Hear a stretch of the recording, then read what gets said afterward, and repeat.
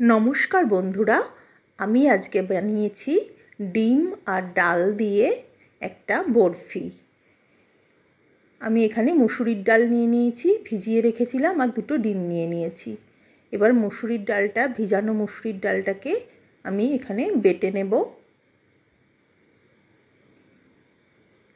এটা বাটা হয়ে গেছে। এবার এটাকে আমি একটা বাটির মধ্যে নিয়ে নেব। এবার এর মধ্যে আমি দুটো ডিম ফাটিয়ে দিয়ে দেব, আর দিয়ে দেব স্বাদ অনুযায়ী নুন, হলুদ, কাঁচা লঙ্কা কুচি, পেঁয়াজ কুচি আর টমেটো কুচি। এবার সমস্ত কিছুকে খুব ভালো করে একসাথে মিক্সড করে নেব।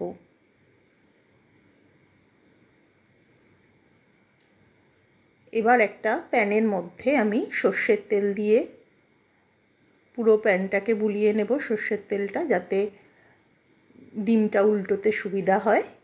এবার এই ডিমের আর মুসুরির ডালের গোলাটা আমি এর মধ্যে দিয়ে দেব। এইভাবে আমি এটাকে ঢাকা দিয়ে একটু আঁচটা কম করে এটাকে ভাপিয়ে নেব। এবার ফ্লেমটা অফ করে দিয়ে একটা প্লেট এইভাবে উপর করে এটাকে আমি উল্টে নেব, কারণ এটা খুন্তি দিয়ে তুলতে গেলে ভেঙে যেতে পারে। তো এইভাবে তুললে এটা ভাঙবে না। এবার আমি উল্টো সাইডের যে দিকটা রান্না হয়নি সেই দিকটাকে তেলের মধ্যে দিয়ে দেব। দিয়ে এবার গ্যাসটা অন করে আবারও উল্টো দিকটা আমি ভাজা ভাজা করে নেব। এইদিকে পুরোটা হয়ে গেছে দুদিকটা। এবার আমি এগুলোকে চৌকো চৌকো শেপ করে বরফির মতন কেটে নেব। এইভাবে সবগুলোকে আমি কেটে নিয়েছি। এবার কড়াইয়ের মধ্যে সর্ষের তেল দিয়ে সিদ্ধ করে রাখা আলুকে কেটে নুন হলুদ দিয়ে আমি ভেজে নেব।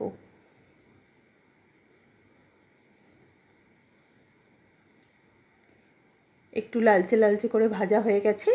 এবার এটাকে আমি তুলে নেব। এবার আরও সামান্য একটু তেল দিয়ে এর মধ্যে জিরে, তেজপাতা আর শুকনো লঙ্কা ফোড়ন দিয়ে দেব। তারপরে দিয়ে দেব একটা মিডিয়াম সাইজের কুচনো পেঁয়াজ। সামান্য একটু চিনি দিয়ে দিচ্ছি, এতে কালারটা খুব ভালো আসে।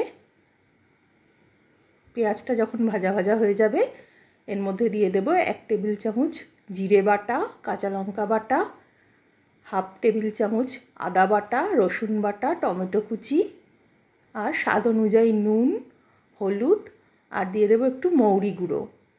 এবার সমস্ত মশলাকে খুব ভালো করে কষিয়ে নেব। মশলা ধোয়া একটু জলও দিয়ে দিলাম।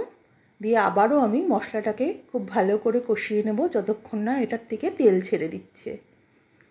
এবার আমি ভেজে রাখা আলুগুলো দিয়ে আবারও আলুর সাথে মশলাটাকে খুব ভালো করে কষিয়ে নেব। এবার পরিমাণ মতন জল দিয়ে দেব। তারপরে একটু জলটা যখন ফুটে উঠবে আমি এর মধ্যে দিয়ে দেব ভেজে রাখা ডাল ডিমের বরফিগুলো।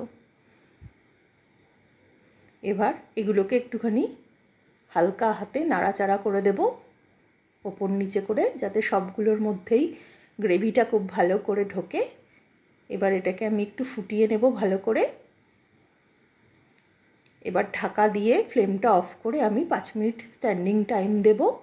দেখুন গ্রেভিটা পুরো অ্যাবজর্ব করে গেছে।